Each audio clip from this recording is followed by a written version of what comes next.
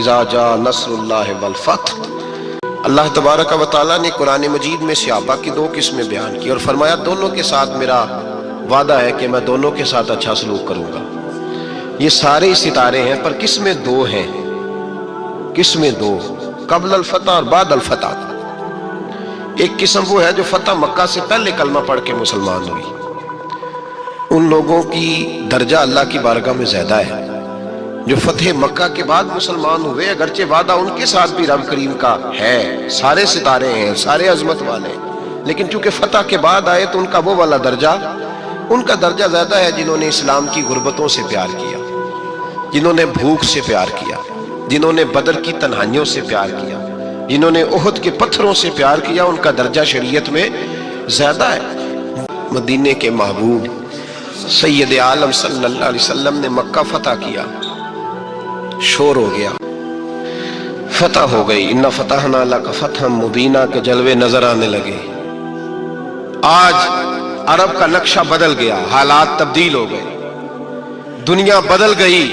محبوب پاک سید عالم صلی اللہ علیہ وسلم اس شان سے مکے میں داخل ہوئے کہ ہر کونے سے نبی پاک کے نام کے نعرے بلند ہونے لگے۔ ابھی 10 سال پہلے نبی پاک روتے ہوئے مکے سے نکلے تھے، 10 سال قبل روتے ہوئے گئے تھے اور 2 غلام حضور کے ساتھ تھے۔ آج اسی مکے میں حضور آئے ہیں تو لگتا ہے پہاڑ اور پتھر بھی میرے رسول کے نعرے لگا رہے ہیں۔ تو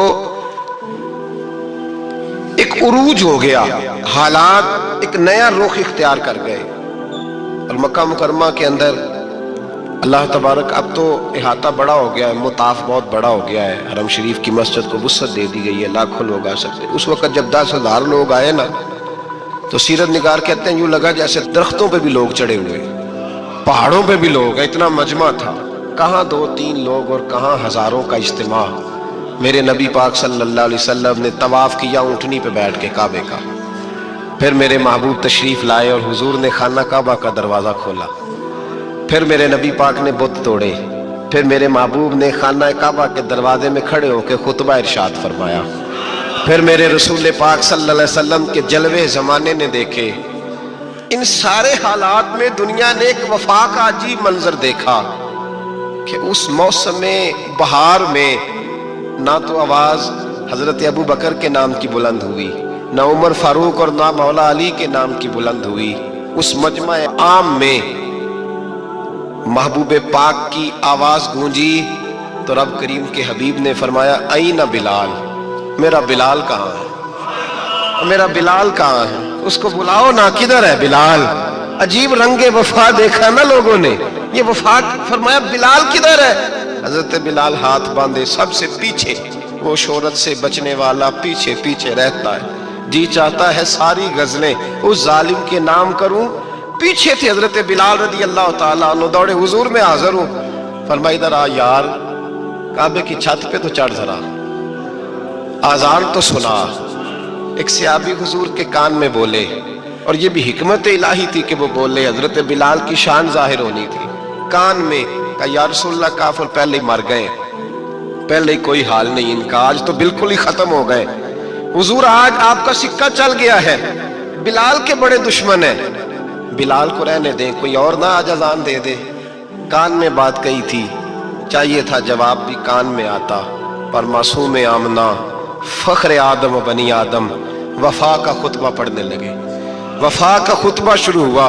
میرے حبیب علیہ السلام نے فرمایا، کان میں بات کی تھی، حضور کان میں جواب دیتے، لیکن حضور نے فرمایا چپ کر یار، تو نے عجیب بات چھیڑ دی ہے، جب مکے میں پتھر کھانے ہو تو بلال، اور جب بدر میں تلواریں چمکے تو بلال، احد میں پتھر برسے تو بلال، اور گلے میں کس کے رسی باندھ کے سے مکے کی گلیوں میں گھسیٹا جائے تو بلال محمد محمد کہے، اور آج اللہ عزتیں دے تو کسی اور کو چڑھاؤں، فرمایا چپ کر کے سارے نیچے کھڑے رہو۔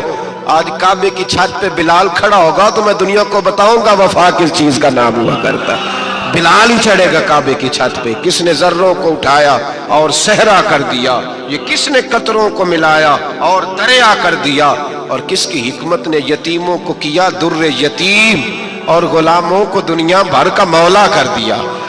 بھائی یاد رکھو، رشتہ جو وفا کا ہوتا ہے نا، اس کا بڑا رنگ ہوتا ہے، اس کا بڑا انداز ہوتا ہے، اس کے بڑے طریقے ہوتے ہیں۔ اگر حضرت حلیمہ गुर्बतों के आलम में मेरे मुस्तफ़ा को लेके गई थी ना, तो मासूम आमना ने भी तो सबक बड़ा निराला दिया ना उम्मत को। हजरत हलीमा जब लेके गई थी तो तब तो 3 लोग थे ना, कोई देखने वाला नहीं था, 3-4 लोगों में लेके गई थी। हलीमा कहती है जब मैंने रंग देखा तो मैंने निराला देखा है। मस्जिद भरी हुई थी गुलामों से और करीम रसूल मिंबर पे बैठे थे। सादी सी बीबी जिसके लिए कभी कोई उठ के खड़ा नहीं हुआ था, कोई भी, लिबास भी पुराना और मैला था। कहती हैं जब मैंने मस्जिद में कदम रखा तो वो वाले नारे लगे जो फरिश्तों ने भी दरवाजे खोल खोल के देखे कि किसी के नारे लग रहे हैं। और जनाब हलीमा कहती है किसी ने ऐसा कभी इस्तकबाल ना देखा होगा। हुजूर उठे, गोया अल्लाह की सारी रहमतें उठ के खड़ी हो गई। और फिर मुस्तफ़ा करीम ने बिछाई जब चादर, और हजरत हलीमा सादिया रदी अल्लाह ताला अन्हा बैठी और हुजूर अत्तहियात की हालत में सामने बैठे, तो लोगों को पता चला जो वफा का रिश्ता होता है उसका रंग जरा निराला हुआ करता है, उसका अंदाज जरा अनोखा हुआ करता है भाई।